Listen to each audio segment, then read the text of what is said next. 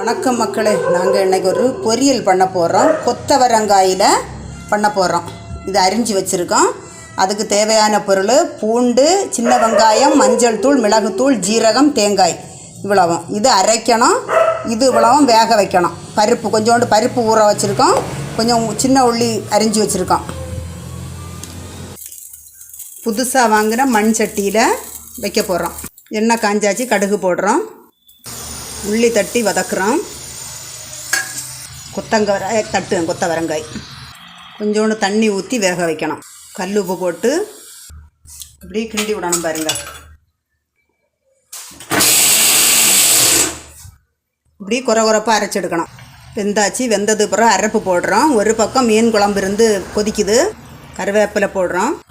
அருமையான கொத்தவரங்காய் பொரியல் ரெடி ஆகிடுச்சு. இதுபோல் செய்து பார்த்து நீங்களும் சாப்பிட்டுட்டு இது பிடிச்சிருந்தா லைக் பண்ணுங்கள், சப்ஸ்கிரைப் பண்ணுங்கள்.